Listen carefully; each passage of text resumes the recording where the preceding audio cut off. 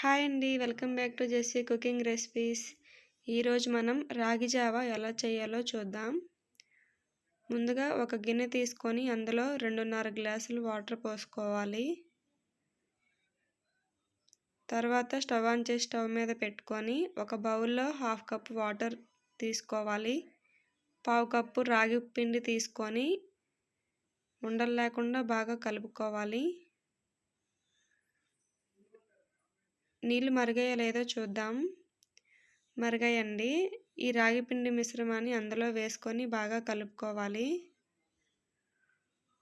2 నిమిషాలు ఉడకనివ్వాలి. సిమ్లో ఉంచండి.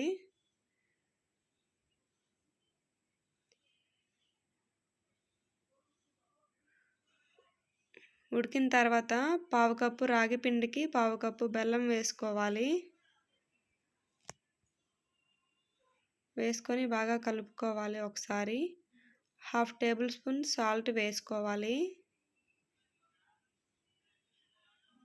వేసుకొని బాగా కలుపుకొని 2 నిమిషాలు మరిగిన తర్వాత దించేయడం అండి. అంతేనండి, రెడీ అయిపోయింది. మీ రెసిపీ మీకు నచ్చినట్టయితే నా ఛానల్ని సబ్స్క్రైబ్ చేయండి.